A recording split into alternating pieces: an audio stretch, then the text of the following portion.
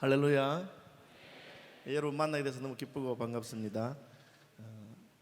바울 사도는 고린도전서 13장에서 그런 믿음, 소망, 사랑 이 세 가지는 항상 있을 것인데 그 중에 제일은 사랑이라고 그렇게 말씀했습니다. 저는 말씀 준비하면서 첫날 저녁에 손덕현 목사님께서 믿음에 대해서 말씀하시고 또 둘째 날 소망에 대해서 말씀하셨기 때문에 내가 사랑에 대해서 말을 해야지 이게 다 짝이 맞는 거구나 그런 생각을 하게 됐습니다. 그래서 평생 마음에 새긴 확신 기억나세요? 그 다음에 평생 삶에 새기는 소망 기억나시는 것 같습니다.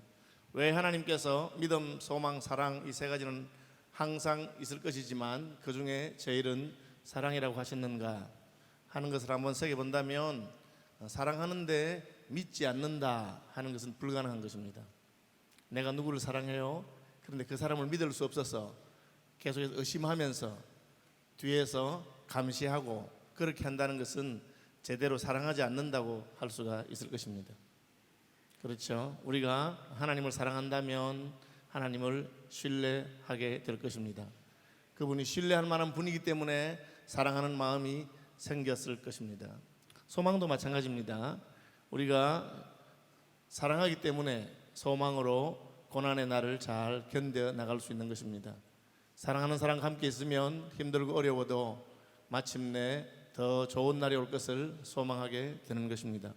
하나님께서 우리에게 주시는 부활과 영생과 이 모든 것을 우리는 사랑함으로 소망할 수가 있습니다. 그래서 오늘은 이 사랑하느냐 하는 말씀 가지고 한번 좀 살펴보려고 합니다.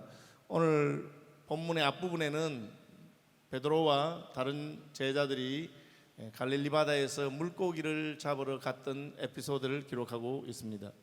그리고 이 에피소드는 요한복음이 20장으로 끝났음에도 불구하고 다시 기록되어진 하나의 에필로그 같은 그런 에피소드입니다. 오직 이것을 기록하면 너희로 예수께서 하나님의 아들 그리스도이심을 믿게 하려 하며 믿고 그 이름을 힘입어 생명을 얻게 하려 함이니라. 요한복음을 기록한 목적은 요한복음 20장 31절에 이미 잘 기록되어 있습니다. 복음서이기 때문에 복음서라고 하는 것은 예수님이 복음이죠. 그래서 복음서는 예수님을 소개하고 그리고 그 예수님을 믿음으로 말미암아 우리에게 영생이 있는 것을 알도록 예수 믿어서 영생의 소망을 가지도록 끝난 거잖아요. 예수 믿어서 생명을 얻게 되었으니까 믿음과 소망에 대한 이야기를 다 했습니다. 그런데 21장에 이 에피소드를 더 기록하고 있습니다. 그래서 왜 그렇게 했을까? 그걸 제가 중심으로 생각하려고 합니다. 저도 간사를 지내고 저도 목회자이기 때문에 사람에 대해서 관심이 늘 많이 있습니다. 특별히 젊은이들에 대해서 관심이 있습니다.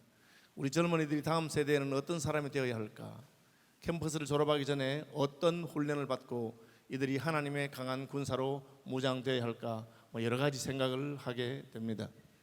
그 중에 하나는 우리가 스스로 재생산할 수 있는, 스스로 서줄 수 있는 그런 믿음의 사람이 되는 것을 원하는 것입니다.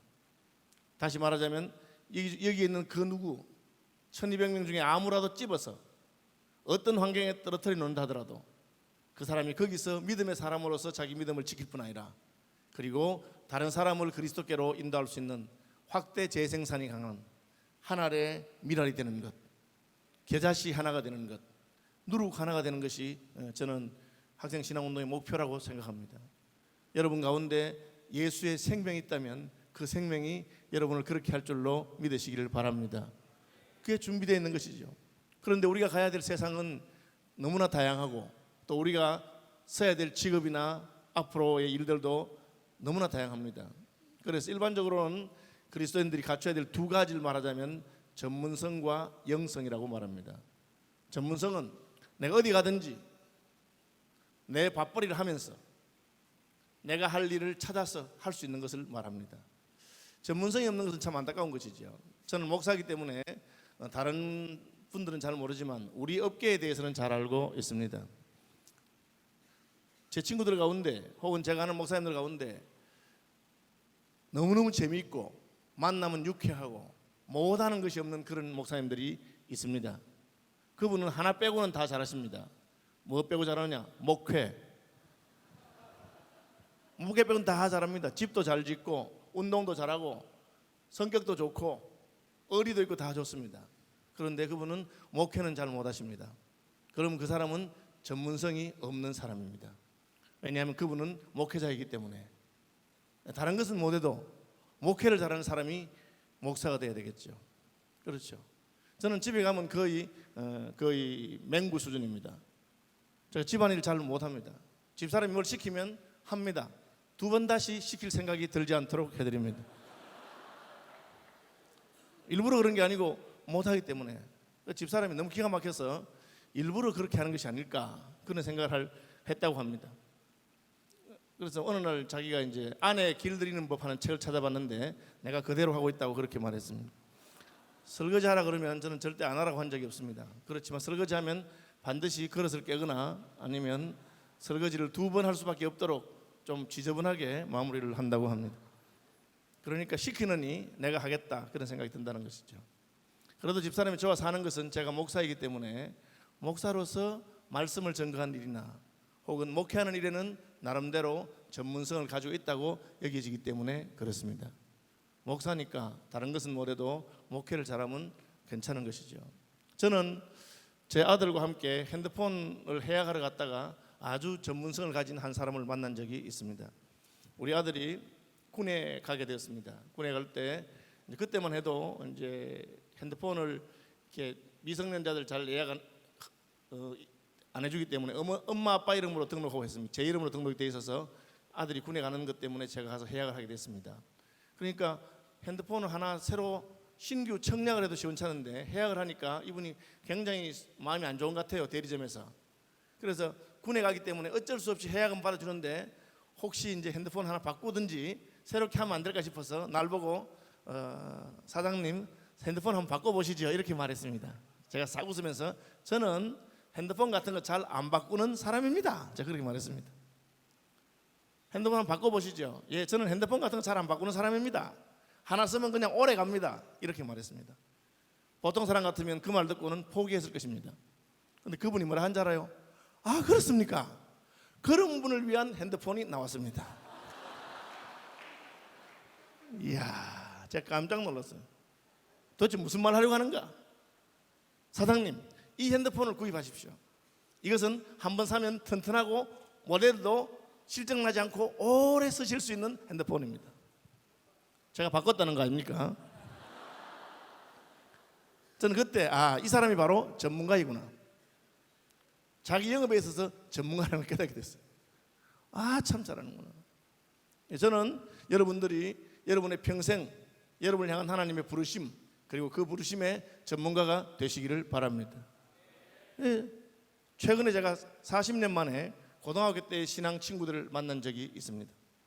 각자 다른 직업에서 일하고 있습니다. 그 중에 한 친구는 간호사입니다. 근데 아주 전문적인 간호사입니다. 이 친구는 간호사로서 환자를 어떻게 돌보느냐 너무너무 전문적인 사람이 되었습니다. 그래서 특별히 아주 위급한 중에 위독한 사람들, 힘들고 어려운 사람들, 생명의 위협을 느끼는 사람들에게 그는 어떤 방식으로 그 사람들의 마음을 위로하고 안정시키고 그리고 심지어 복음을 전해서 그들을 예수 믿게 하는 그런 은사를 가지고 있었습니다. 저는 굉장히 감명을 받았습니다. 이 친구는 목사는 아니지만 하나님께서 자기에게 주신 그 직업을 그 은사를 잘 개발해서 진짜 그리스도인 간호사로서 전문가가 되었구나 하는 생각을 하게 되었습니다. 여러분, 저는 여러분이 여러분의 직장과 여러분의 삶에서 전문가가 되기를 바랍니다. 그것이 우리가 공부하는 방식이죠. 저는 대학에서 국문학을 전공했습니다. 그리고 국어를 가르치고 작문을 가르치고 또 나중에는 교수가 되어서 수사학을 가르치고 그렇게 했습니다. 그 사람들이 물어봅니다. 목사님, 수사학이 무엇입니까? 어떻게 하면 말을 잘할 수 있습니까? 어떻게 하면 글을 잘 쓸 수 있습니까? 저는 말할 수 있습니다. 제가 오늘 여러분에게 한두 가지 강의를 짧게 해드릴까 합니다. 시가 무엇인가? 시가 무엇인가에 대해서 제가 5분짜리 강의로 여러분들의 마음을 움직여 보려고 합니다. 시가 무엇일까? 제가 좋아하는 시인 가운데 정호성 시인이라고 하는 분이 있습니다. 그분 시를 잘 쓰는 분입니다. 그분에게 아들이 있었습니다. 그분의 아들이 실연을 당했습니다. 실연 당해서 군대 가게 됐습니다. 사나이들이 하는 게 참 우습죠, 그죠? 군에 가면서 아버지에게 커다란 유리 항아리를 가져왔습니다. 그 유리 항아리에는 학이 10,000마리가 들어 있었습니다. 여러분 학 10,000마리 알죠? 찌질한 남자들이 접어서 자매에게 주는 겁니다. 네.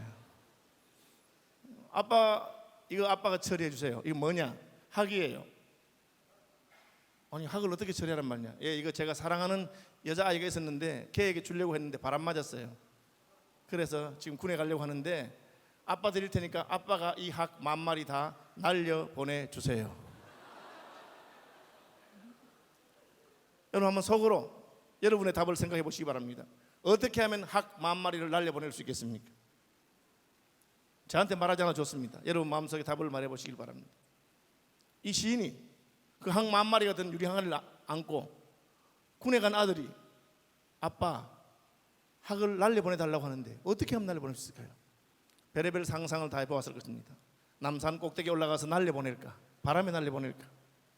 혹은 한강 아라뱃길에 가서 물에 띄어보낼까? 여러 가지 생각을 했습니다. 그리고 마침내 이 시인은 학 10,000마리를 날려보냈습니다.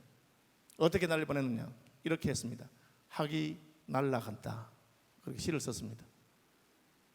그것이 시인이 학을 날려보내는 방법입니다. 그는 시로서 학을 날려보냈습니다.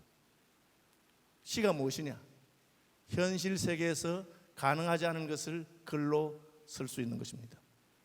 자기 마음에 상상한 것을 쓰면 그것이 시가 됩니다. 정채봉 시인이 쓴 무지개떡이라고 하는 시가 있습니다.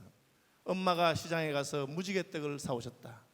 떡만 먹고 무지개는 남겨두었다. 무지개가 남산 위에 걸려있다. 그것이 시가 되는 것입니다. 무지개떡에서 어떻게 떡만 먹고 무지개를 남길 수 있습니까? 그러나 시에서는 그것을 남길 수가 있습니다. 제가 5분짜리 실론 강의를 했습니다. 이해가 됩니까? 예, 이게 전문성입니다. 5분을 들어도